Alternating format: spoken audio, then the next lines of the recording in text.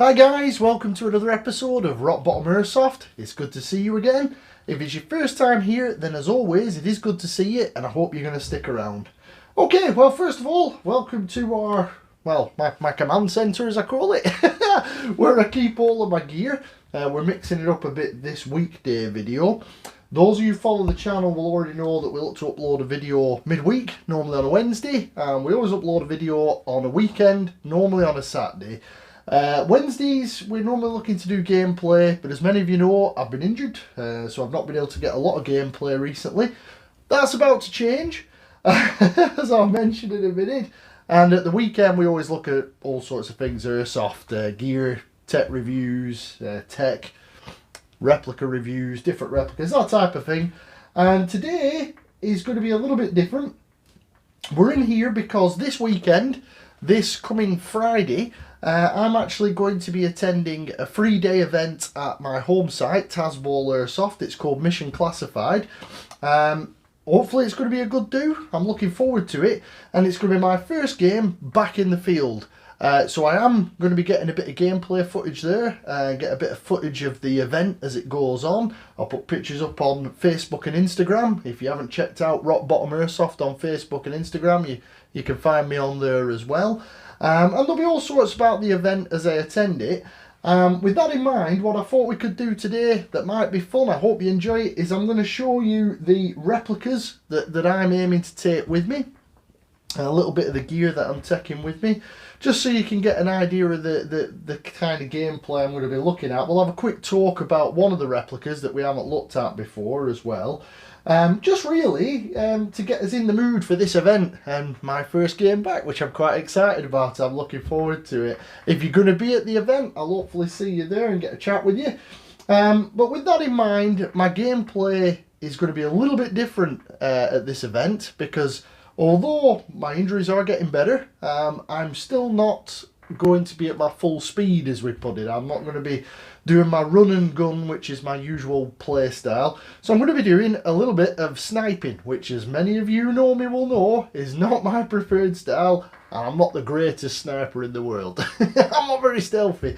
So we'll see how we get on with that. So what I think we'll do first of all, with all that out of the way, is I think we'll have a look at my case, at my replica case, show you what I've managed to cram in there, and then we'll take a look at my sniper, which will be my primary for this coming weekend. We'll go from there and just show you the type of things I'm going to be looking at. I hope you find it interesting. I hope you enjoy it. If you have been enjoying my series of videos, then as always, please do subscribe to the channel. That way you won't miss any of my uploads. And as always, it helps the channel out, helps us grow a bit as well. Okay, so let's have a quick look in my replica case. Have a look what I've got geared up in there, what I'm looking to take with me. Give you a quick talk about those, and then I think we'll have a look at my primary rifle and show you a bit around that and what I've done to it. And then maybe just have a look at a couple of tidbits of gear and we'll leave it there. With that in mind as well, I did mention that we normally upload a video on the Saturday. This Saturday, I might not be able to upload a video, primarily because I'm going to be at this event. So I'm going to get a load of footage at Mission Classified, and then we'll carry on with our normal video schedule as from the Wednesday of the following week. And then we'll have one on the Saturday as normal. So the only video we may possibly miss out from the normal uploads is this coming Saturday, because I won't be here. I'll be hopefully having some fun. So let's have a look in this case and we'll go from there. Okay. Okay guys, well here we go. This is the kit box. As you can probably see, I've squeezed as much as I can in there as possible. I do take another box with me on games, which will have magazines and gas and batteries and all that type of good stuff in there, BBs, that type of thing. So that box, I'll save that for a run through on another video on another day. I always take that box with me. It's always loaded up with standard stuff. It's got my radio kit in there and that kind of thing. I have two primary hard cases. This is the larger. I think I showed all of my hard cases that I tend to use in another video, in a previous video. So this is the long case, and I've got the long case out because this case will fit the bolt action replicas in it, whereas the shorter Neupro case will not. If you have a large, extra large Neupro case, that will also fit snipers in it. So here we go. This is a gorilla case. The first replica that we see here would be this one. That's the Specner Arms, which many of you have seen already. I did a review on that replica and I did a gameplay on that replica as well. I quite like it. The primary reason I've got that in there is just in case. I'm not going to be able to do run and gun, but it has got the Neutral Bokeh tracer unit on it, which I was planning on doing a review on in a future video, but I thought there is a night game at Mission Classified on the Friday night, and if I'm there for the night game, if I can manage to keep going for that long, I thought I could try out the tracer, get a little bit of video of it firing in the dark, and then I can do a review of it later when I've tried it in the field and give you an idea if it's any good or not. So this is the replica I chose to mount it on, because I don't know about yourselves, but I think it looked pretty cool on there, which is why it's on that replica. And then next up, many of you will recognise the pistol. That's my Mark 23. I've primarily got that pistol with me because it's got range, large ammo count and reliability. So if I'm using a bolt action, I tend to use the Mark 23 with it. Got loads of other pistols. I probably will take another pistol with me for the pistol competition that they've gone on at Mission Classified. So that'll be a gas blowback pistol that I take for that one. But as my sidearm for sniping, I'll be taking the Mark 23 with me. And as you can see, there's 3 magazines squeezed in there for as well. And then the main item that I think I'll end up using, because I can't move around as rapidly as I normally do, or as much as I normally do, will be the bolt action rifle here, which is a JG Bar 10. And I think we'll have a quick look at that in a bit more detail and tell you some of the things I've done to it.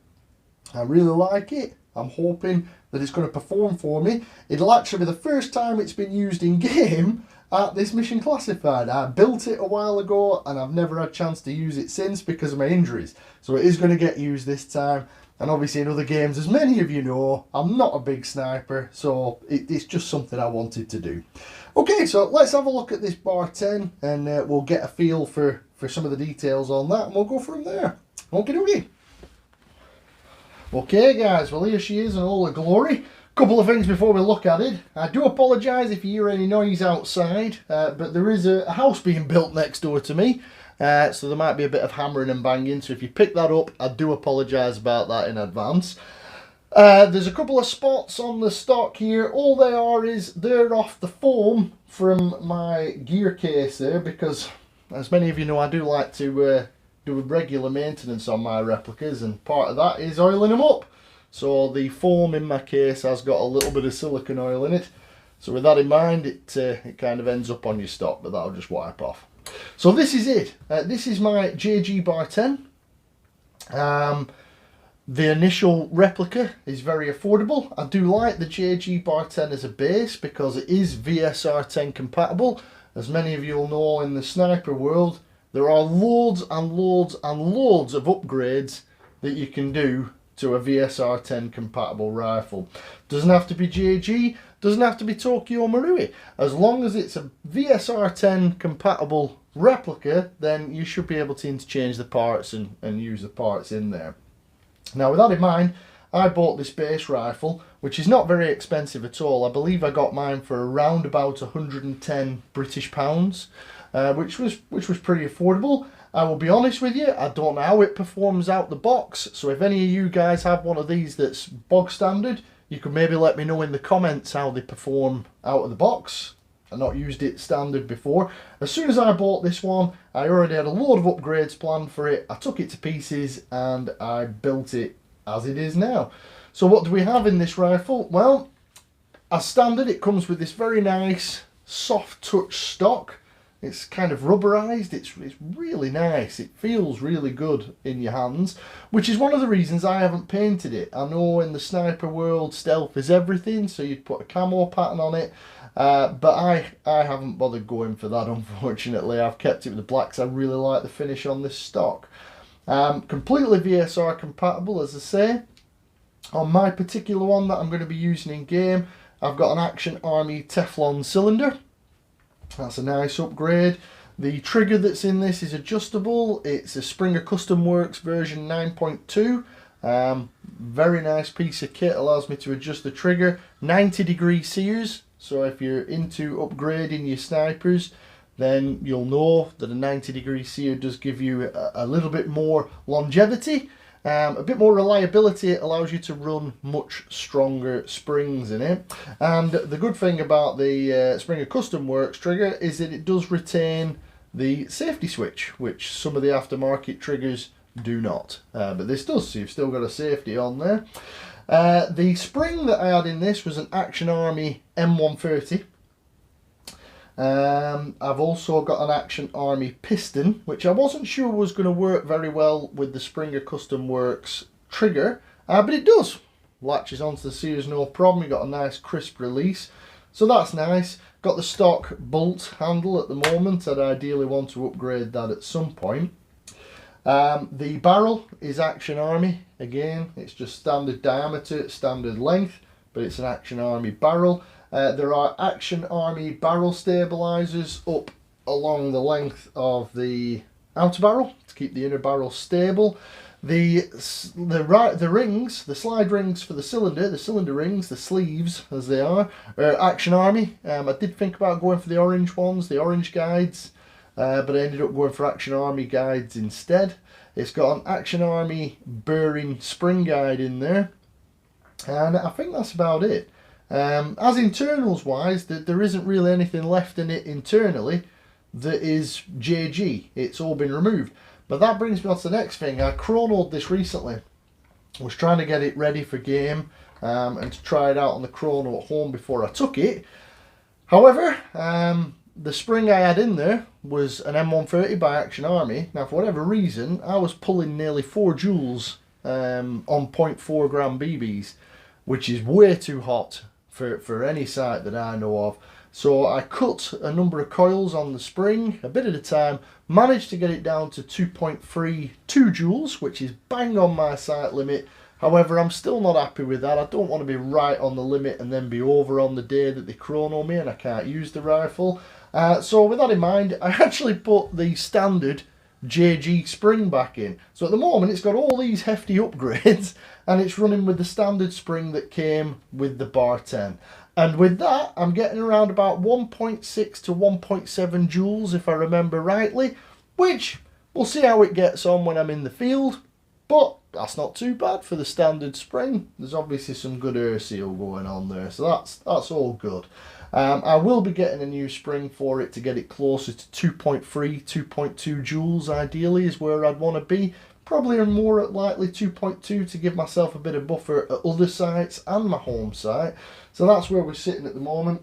Obviously with bolt action or any kind of long distance shooting you need a scope. I've gone with this Hawk scope.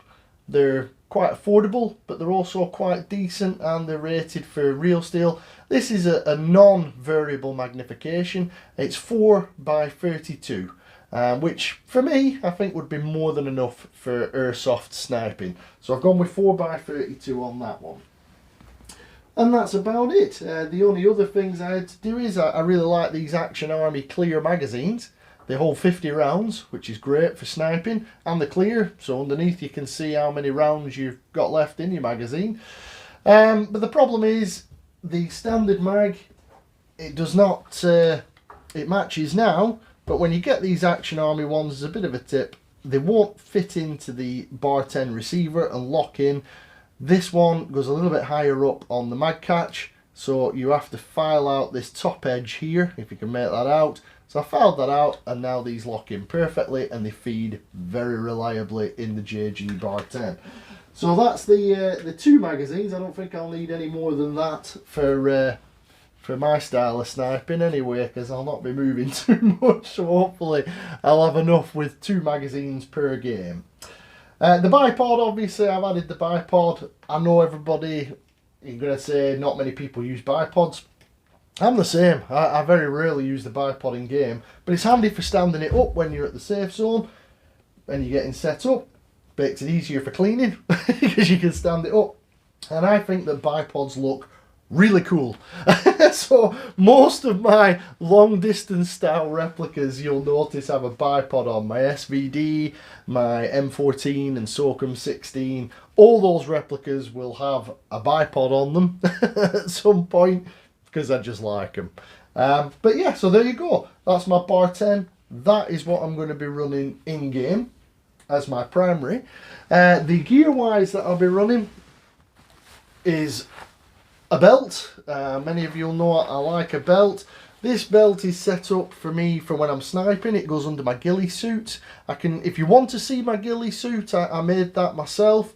I can show that on another video. Let me know in the comments if you want to see the ghillie suit and how you go about making one. I can certainly show that in a video.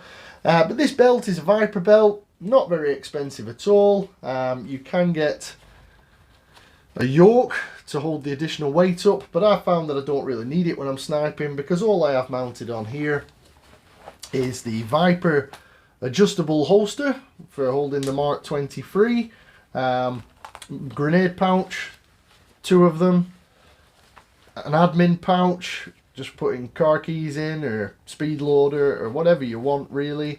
And also on the back I have 2 spare pistol pouches for holding Mark 23 pistol mags, because I carry 3 with me in game when I'm sniping.